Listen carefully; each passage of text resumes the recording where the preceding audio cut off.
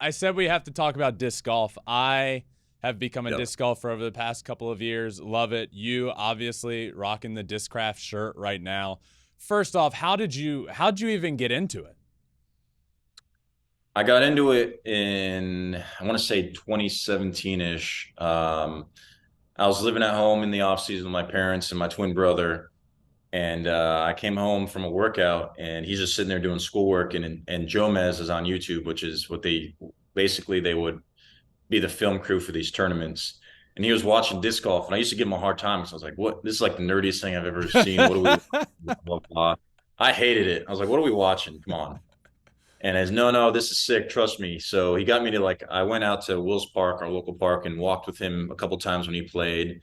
And then eventually I just tried it. And all it takes is one or two shots. And you're like, I don't know if it's for me, there's a lot of different things I like about it. Like it's kind of the same with baseball where you got to figure out how to make your body work in certain ways to make the disc do what it needs to do.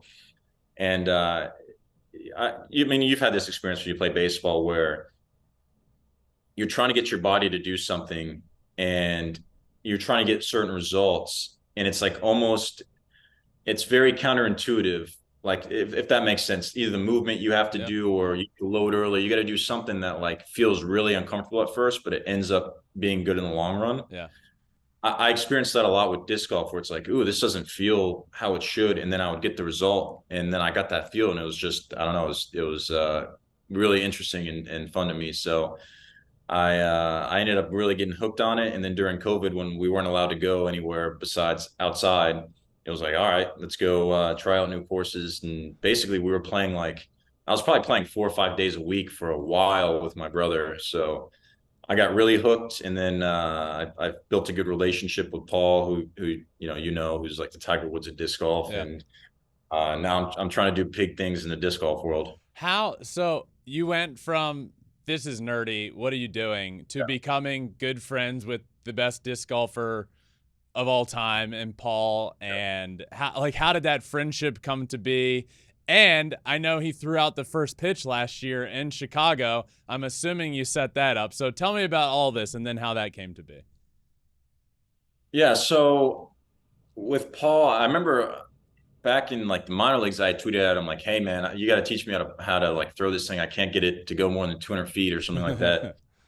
And we had like a little exchange there, and then really it kind of happened where the the Discraft who sponsors him is based out of basically close to Detroit, Michigan. So every time I would go up to Detroit, I'd either hang out with his name's Bob, the manager. I'd hang out with Bob or go see the factory, or he'd come to the games. So we kind of developed that relationship. And then Paul's a big baseball fan. He played baseball a lot growing up.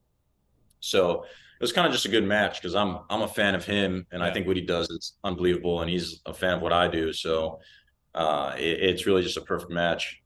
And then he ended up throwing out the first pitch. Did you set that up directly, or did they come to you and was like, "Hey, could Paul throw?" Like, how'd this happen?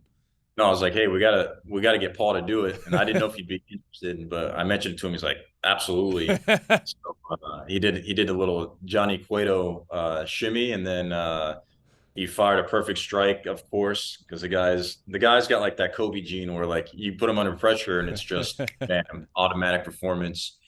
So yeah, he and I we actually so I just bought 60 acres of land in Tuscaloosa, Alabama, in Mhm. this like really wild, wilderness, beautiful land. And he came out and he designed a championship level course That's this sweet. offseason. We filmed the entire thing, so we're gonna have this course up maybe this year, before for sure by next year. So that should be potentially on the actual pro tour series now. That's sweet. Try to make a destination disc golf course there and just build it from scratch. We had like a camera crew, all this cool stuff. And then like 2 weeks later, he calls me. He's like, "Hey, do you want another course?" So so I'm like, "All right, give me the details." And he tells me about this land for sale and this course for sale in Florida. That's like the greatest course in Florida. Everyone loves it. I'd heard of it actually, Mhm. so that helped. But everyone loves it. Blah blah blah. And they were about to tear it down to build 6 houses. And he's like, "Hey man, if we get this, we can sell this and make our money back." And I was like, "Dude, I'm in, man. Let's like build a little empire here." So we're trying to do some big things in disc golf. He's already doing big things, but I'm trying to get in on it a little bit. When that course is done, I got to come down and be one of the first to play. That would be awesome. 100%. Thanks for watching. If you love flipping bats, swinging 3-0, or just talking ball, join us. Call us at 213-537-9339 with your questions. We have a weekly guest, and we have a lot of fun, so hit that subscribe button.